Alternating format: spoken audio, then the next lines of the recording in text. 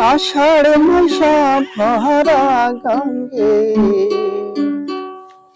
আইলে নহায়া পানি।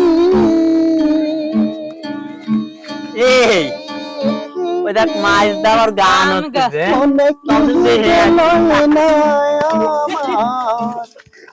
আমার চলতাম না জোরানিকে। তুই যদি আমার হইতিস রে হে বন্ধু, আমি হইতাম তো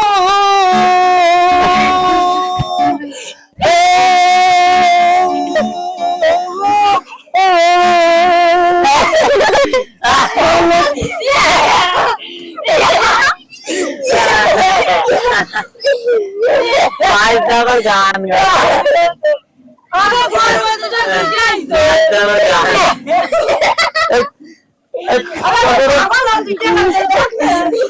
তোদেরও জ্বালায় আর কোনো কিছু করে শান্তি নাই। ওই গানের প্র্যাকটিস তোদের জন্য আমি তো আর আস্তে আস্তে গাইতে গাইতে নয় গায়ক। আরে দাদা তো গান গাইতে দিলি না তোরা। আমার দাদা হবে না গান গাও তাতে কিছু করা যাবে না, কেউ কিছু করতে পারবে না। তোরা হলো হিংসুটে না না শুধু মানুষের সমালোচনা করে। আসসালামু আলাইকুম। আপনি অন্য একজনকে নিয়ে তুচ্ছ তাচ্ছিল্য উপহাস করবেন?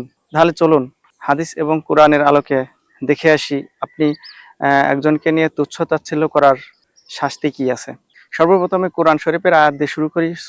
সূরা হুজুরাত আয়াত 11। এখানে আয়াতে বলা হয়েছে, হে ঈমানদারগণ, তোমরা একে অপরকে উপহাস করো না, হতে পারে তারা তোমাদের চেয়ে উত্তম। তো এখানে কোরআন শরীফে সরাসরি উপহাস করতে নিষেধ করা হয়েছে। যদি আপনি তারপরেও উপহাস করেন, তুচ্ছ তাচ্ছিল্য করেন কাউকে নিয়ে, তাহলে আপনি কোরআন শরীফের এই আয়াত অমান্য করলেন। কোরআন শরীফের আয়াত অমান্য করলে ঈমানই থাকবে না আপনার। এবার চলুন দেখে আসি হাদিসে কি আছে এ নিয়ে। একজন মুসলমান অন্য মুসলমানকে অপমান করো না। একজন মুসলমান অন্য মুসলমানকে অপমান করবে না, তাকে হেয় করবে না এবং তাকে তুচ্ছ করবে না। তিনি 3 বার বলছেন। একজন ব্যক্তির মন্দ হওয়ার জন্য এতটাই যথেষ্ট যে সে তার মুসলিম ভাইকে তুচ্ছ মনে করে। মুসলিম 2564 নম্বর হাদিস। তো হাদিসের আলোকেও আমরা দেখলাম তুচ্ছ তাচ্ছিল্য এবং কাউকে নিয়ে উপহাস করা ঠিক নয়।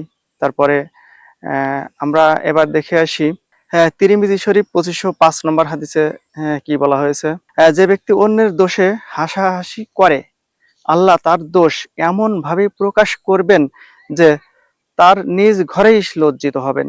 আপনি বুঝতে পেরেছেন যে যদি অন্যর দোষে হাসাহাসি করা হয়, তুচ্ছ তাচ্ছিল্য করা হয়, তাহলে হ্যাঁ আল্লাহ তার দোষ কিভাবে প্রকাশ করবেন।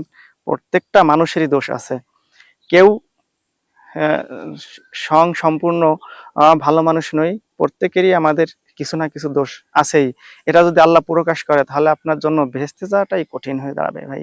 তো আমরা অন্য কারোর দোষে তুচ্ছ তাচ্ছিল্য হাসাহাসি করব না, তাকে মেসেজ দিয়ে তাকে চেষ্টা করব তাকে তার দোষ ত্রুটি শুধরানোর জন্য।